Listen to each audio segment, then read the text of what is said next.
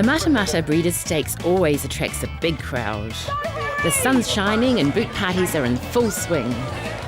Later tonight, everyone will head into town to celebrate or drown their sorrows. Workmans' Funky Bar and Cafe is one of the hot spots, and Sydney is expecting a big crowd. I'm going to help out with a few extra dishes for the menu. I'm going to make a great Thai-style salad that I know the racegoers are going to love because it's full of zingy flavours, and for me it's quick and easy to put together. I'm using this dry-aged rump from Meat Cuisine and some lovely Lee Kum Kee oyster sauce to marinate this steak. Now, oyster sauce isn't what you'd normally marinate steak with, but the wonderful thing about oyster sauce is you can use it as a condiment, just like you use tomato sauce or any kind of marinade. So this will give the steak a caramelized, sort of sweet flavour. So this just sits aside for 10 minutes to 30 minutes. It doesn't take long at all.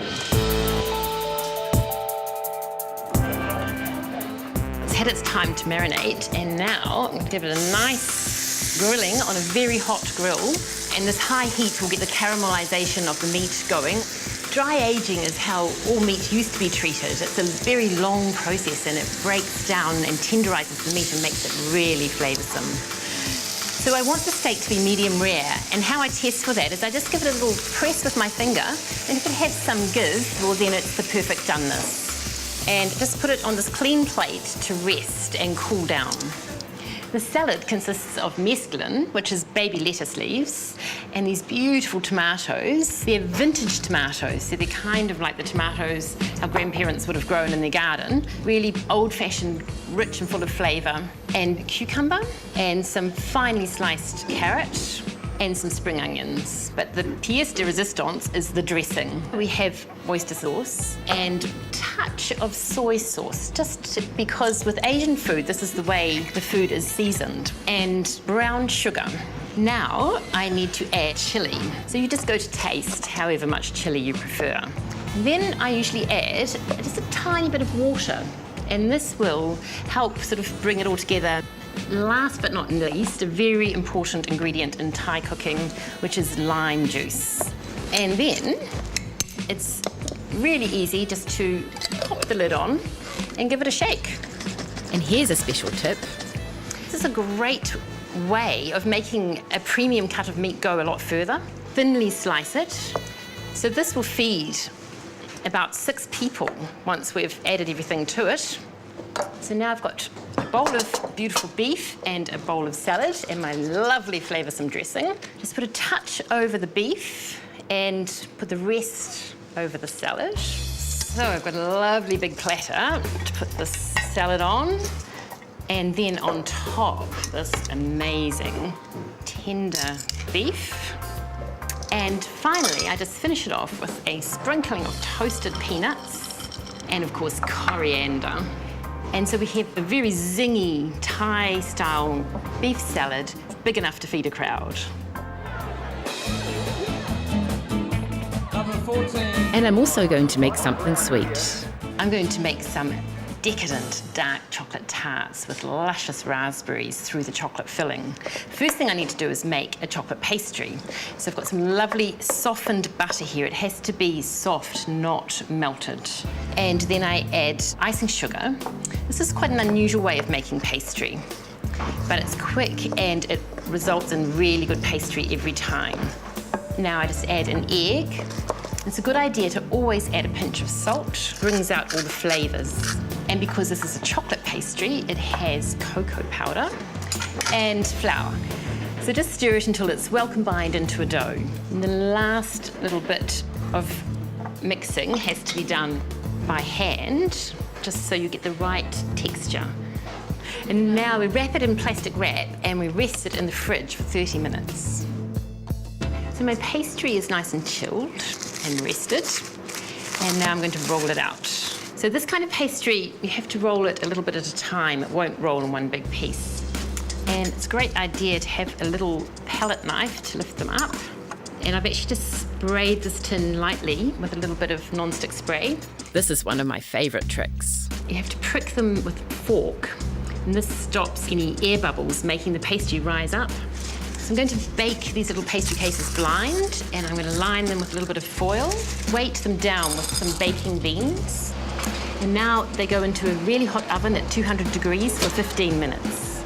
For the filling, I've got some dark Ghana chocolate. Add cream to that and some frozen raspberries. It's great to have berries all year round this way.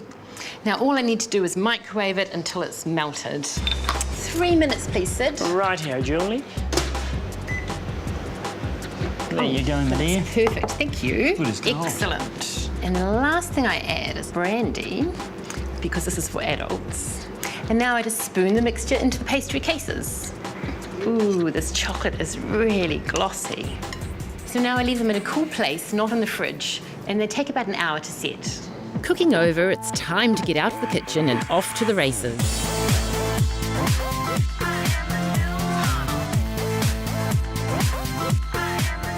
We're here at last.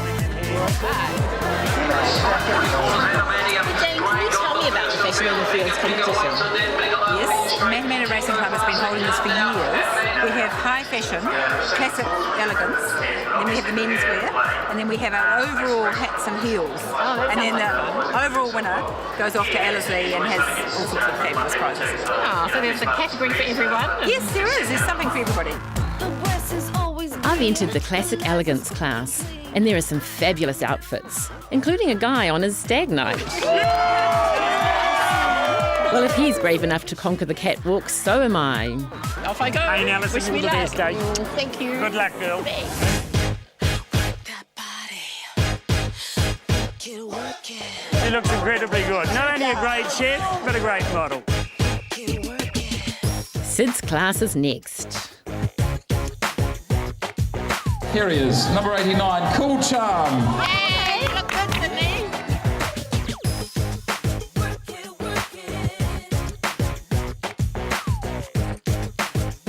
The judges confer and the finalists are announced. Number 12, 13, 14, 18, 19, 20, 21, Oh well, we didn't make the finals. But at least we've got the Breeders' Stakes to look forward to. And I think I've got my eye on a winner. Then I'll go for 6. Okay. That's me. That's good. Now let's hope we have some luck. We're set. This is it, goes over, they're off, and bouncing out. Hopefully go for an inside run and try and catch it in the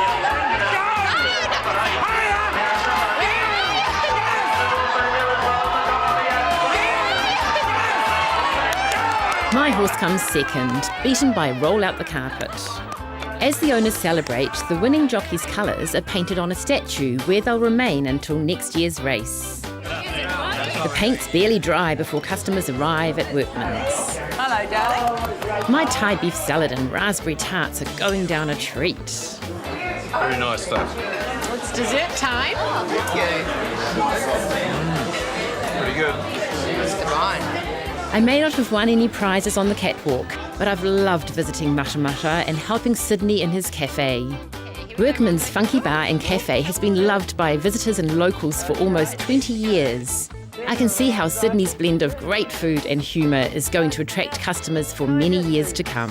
To finish the night, Oh, okay. we're closed. Okay. Excellent.